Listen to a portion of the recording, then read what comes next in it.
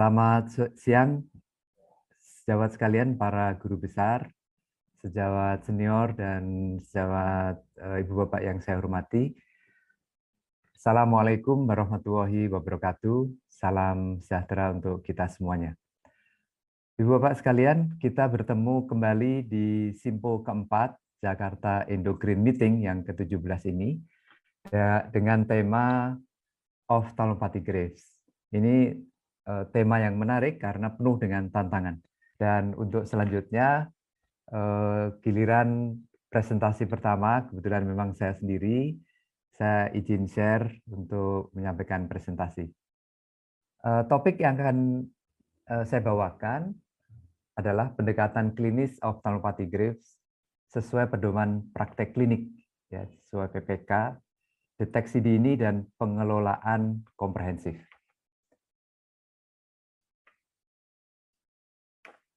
Ya, presentasi akan dibagi menjadi 5 bagian, mulai dari introduksi, patogenesis, kemudian manifestasi klinis, deteksi dini, dan diakhiri dengan summary, sehingga diharapkan dengan gambaran ruang lingkup presentasi ini, nantinya pada akhir presentasi mudah-mudahan menjadi lebih jelas apa yang perlu dilakukan pada tata laksana Ophthalmopathy Graves.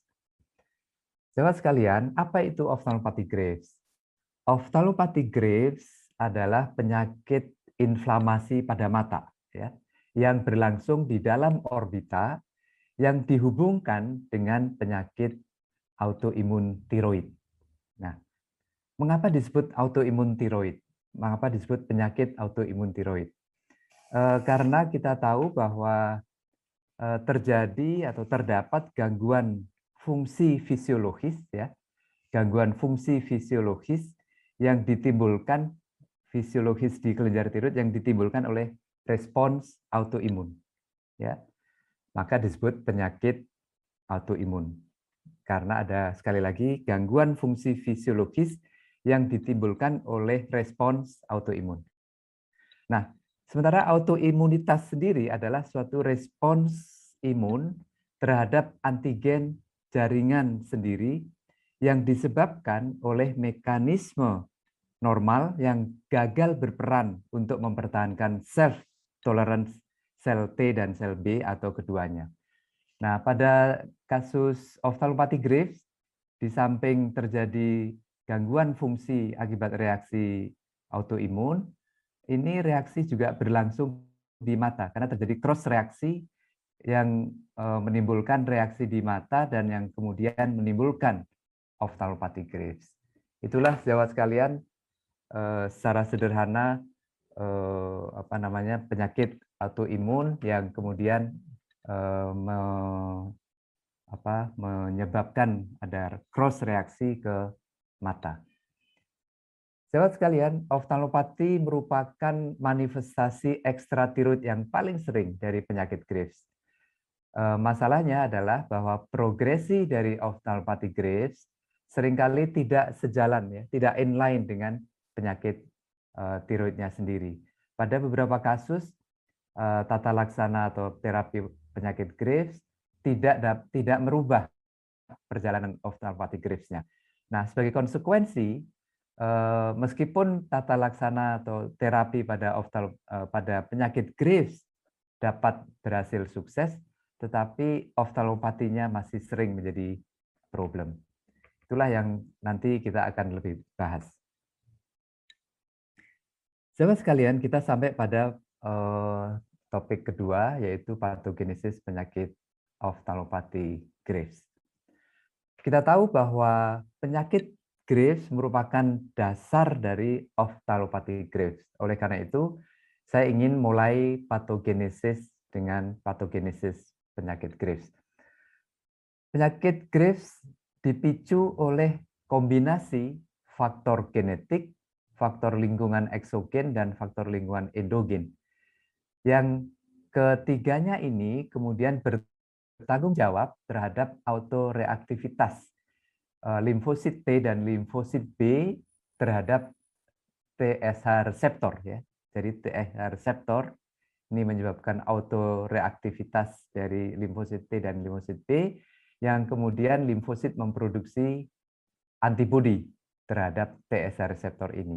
Nah, interaksi antibodi yang disebut thyroid stimulating receptor antibody ini dengan TSH reseptor akan menghasilkan produksi yang berlebihan dari hormon tiroid, excess production of thyroid hormone.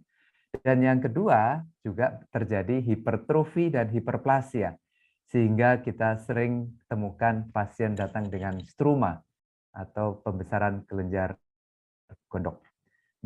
Manifestasi inilah yang kemudian menjadi ciri khas dari penyakit Graves ditambah dengan ophthalmopathy Graves. Jadi ada 3 ciri spesifik pada penyakit Graves, yaitu excess production dari hormon tiroid, menimbulkan tirotoksikosis, kemudian ada struma, dan yang satu lagi adalah adanya ophthalmopathy. Sahabat sekalian, nah bagaimana dengan ophthalmopathy sendiri?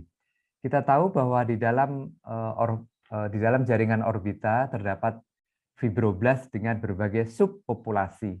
Ya, ada populasi yang disebut pre-adipocyte, ada myofibroblast. Dan ini kemudian menimbulkan reaksi nantinya menjadi akumulasi lemak, kemudian terjadi fibrosis, itu adalah berasal dari fibroblast. Dan sahabat sekalian, yang menarik adalah bahwa TSH reseptor juga diekspresikan di fibroblast orbita, dan ini menimbulkan reaksi autoreaktivitas ya di jaringan orbita, sehingga terjadi stimulasi TSH reseptor yang kemudian secara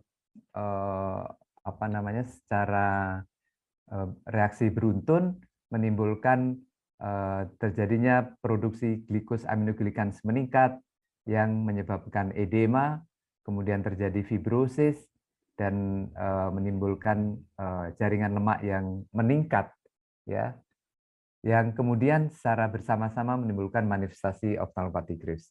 Itulah sahabat sekalian manifestasi patogenesis ophthalmopathy Graves. Nah, kita sampai pada manifestasi klinik ophthalmopathy Graves. Sahabat sekalian, manifestasi klinis ophthalmopathy Graves dibagi dalam 2 kelompok. Pertama adalah aktivitas klinis atau derajat aktivitas, yang kedua adalah derajat keparahan. Ya. Nah, kalau kita lihat di gambar yang sebelah kanan ini, garis merah ini menggambarkan clinical activity, menggambarkan suatu proses inflamasi. Ya. Dan kalau tidak diberikan pengobatan yang memadai, yang tepat, maka akan terjadi proses keparahan. Ya, kita lihat di sini, keparahan ini menggambarkan perubahan anatomi. Sehingga kemudian terjadi, kalau tidak diobati, terjadi proptosis, diplopia, ada gangguan edema, dan lain-lain, yang menimbulkan gambaran khas ophthalmopathy Graves. Jadi sekali lagi dibagi menjadi 2, aktivitas klinis dan keparahan. Itu merupakan manifestasi klinis Graves. Nah, bagaimana menilai aktivitas klinis? Jadi pada pemeriksaan awal atau pertama, ini ada 7 item yang perlu diperiksa pada oftalmopati pada pasien. Ya, apakah ada nyeri spontan, ada nyeri dengan gerakan mata, ada kemerahan pada kelopak mata, kemerahan pada konjungtiva, bengkak pada karunkel atau plika, bengkak pada kelopak mata, dan bengkak pada konjungtiva atau edema pada konjungtiva yang disebut dengan kemosis. Dan disebut aktif apabila skornya lebih atau sama dengan 3 dari 7. Ya, 3 dari 7. Sahabat sekalian, tadi adalah menilai aktivitas klinisnya. Nah, sekarang adalah menilai keparahan. Ya, ada OG yang ringan, ada OG sedang berat, dan OG yang sangat berat yang mengancam penglihatan. OG ringan ini umumnya gangguannya minimal pada aktivitas harian. Sementara pada OG yang sedang dan berat ini sudah sampai menimbulkan terapi imunosupresi, terutama pada OG yang aktif, ya, terutama pada OG aktif. Kalau yang tidak aktif tentu ini intervensi bedah. Sedangkan OG yang berat atau disebut dysteroid orbital neuropati, baik dengan atau tanpa kerusakan kornea, tentu ini membutuhkan penanganan yang komprehensif untuk OG yang sangat berat ini. Inilah manifestasi klinis yang dapat ditampilkan, yaitu clinical activity score dan derajat keparahan ophthalmopathy Graves. Nah, kita sampai pada early detection and comprehensive approach. Sahabat sekalian, bagaimana membuat diagnosis Graves ophthalmopathy? Pertama tentu diagnosis klinis, ya. Diagnosis klinis ditambah dengan laboratorium hyperthyroidism Graves disertai dengan gejala dan tanda. Nah, jadi ini adalah diagnosis klinis dan laboratoris ditambah dengan gejala dan tanda. Apa gejala ophthalmopathy? Ada rasa nyeri, ada rasa tertekan, ada rasa seperti ada air, penglihatan double, fotofobia. Dan apa itu tanda? Ada edema konjungtiva, pada kelopak mata juga edem, ada proptosis, ada exophthalmos, ada diplopia. Nah, ini apabila ada kombinasi antara gambaran klinis laboratorium Graves ditambah dengan gejala dan tanda, maka diagnosis klinis ophthalmopathy Graves dapat ditegakkan. Kadang-kadang kita ingin mencari di mana posisi pembesaran ototnya di bola mata tadi, maka kita masih diberikan peluang untuk melakukan diagnosis pencitraan. Umumnya yang dilakukan adalah CT scan orbita, ini yang paling akurat, menilai pembesaran otot-otot ekstraokuler dan penambahan jumlah massa lemak di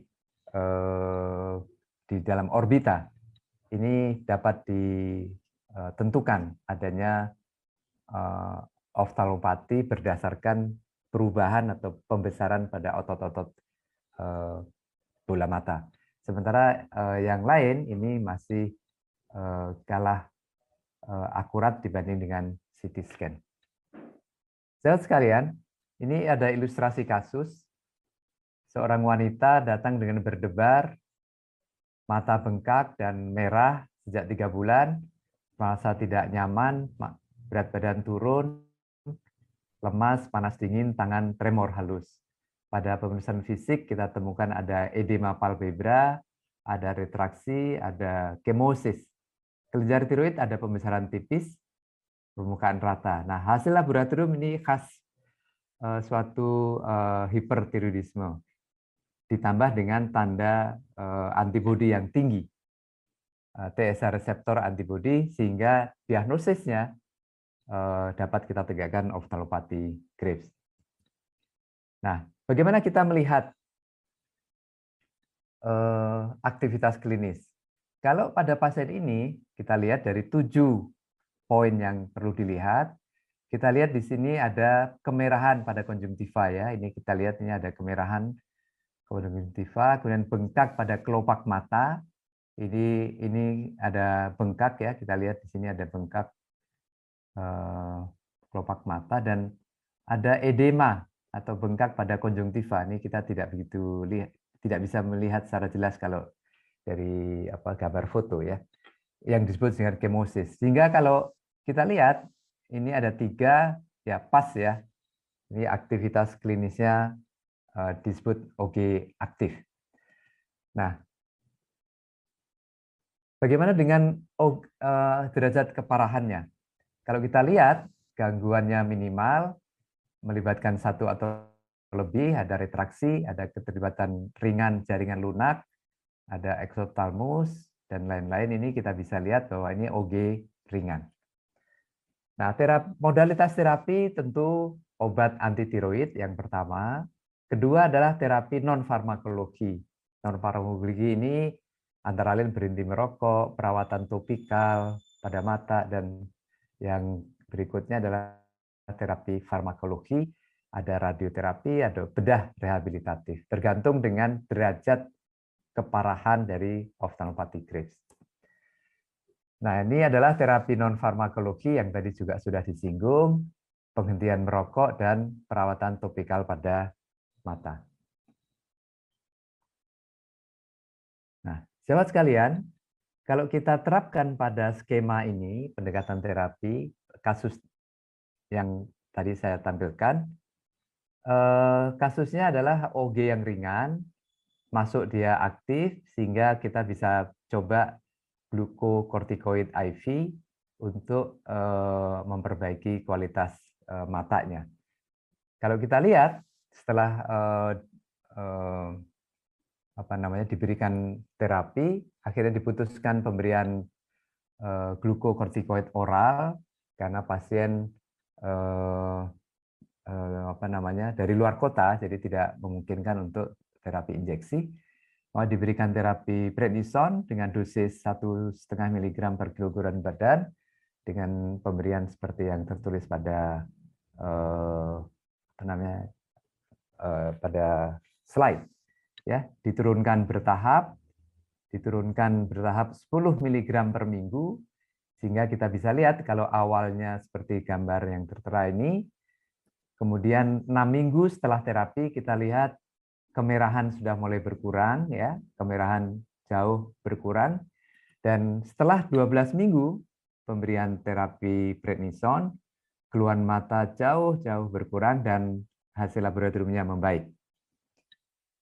Nah, sahabat sekalian, kalau kita bandingkan ya, terutama kalau kita lihat ini kemerahan di konjungtiva ini, pertama ini sudah boleh dikatakan tidak ada kemerahan lagi.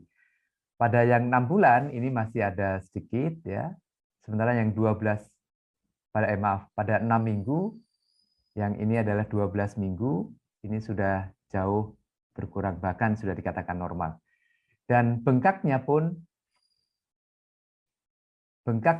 sudah tidak ada. Kita lihat ini kerutan-kerutan ini sudah muncul ya. Kalau kita lihat di sini kerutan-kerutannya masih ada sedikit, ini sama sekali tidak ada kerutan, sehingga memberi kesan ini bengkak, ini sudah jauh berkurang bengkaknya.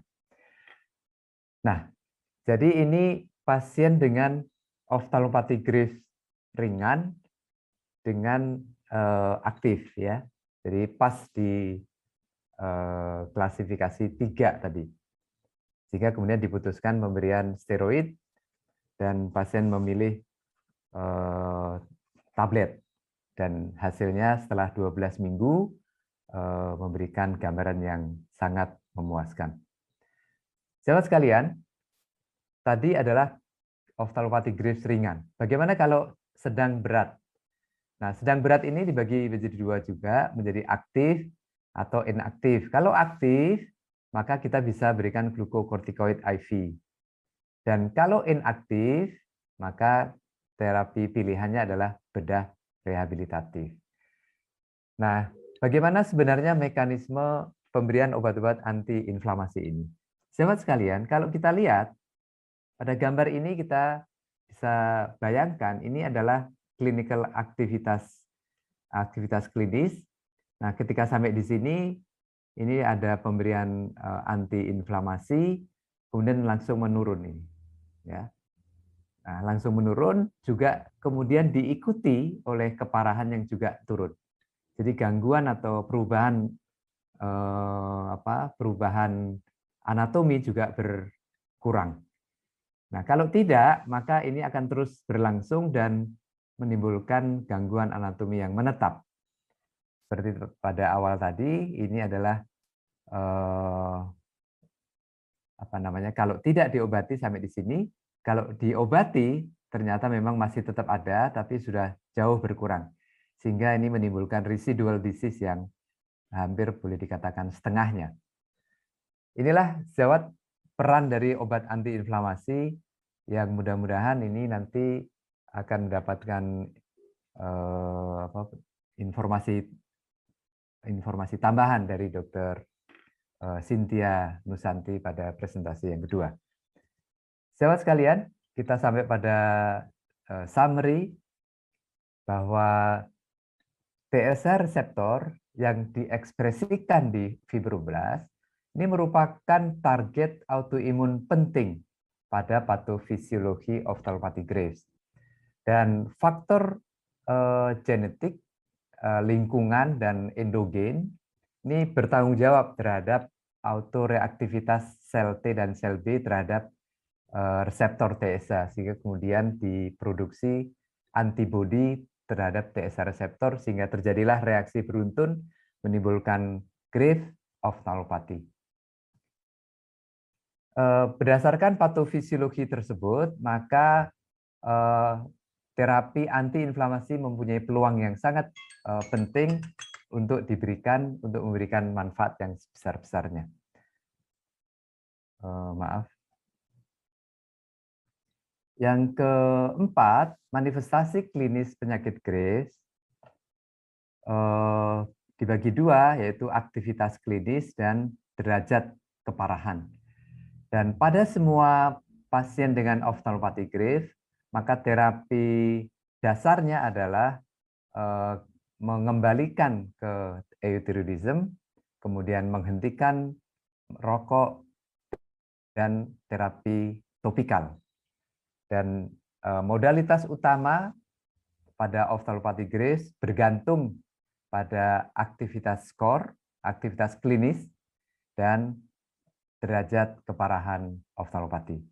Demikian sejawat sekalian, apa yang dapat saya sampaikan mudah-mudahan dapat membantu atau menambah pemahaman kita dalam pengelolaan secara umum penyakit ophthalmopathy Graves. Untuk selanjutnya kepada Dr. Cynthia Nusanti, spesialis mata konsultan, saya persilakan Dok untuk menyampaikan presentasinya dengan judul Manajemen Farmakoterapi dan Operatif pada Ophthalmopathy Graves.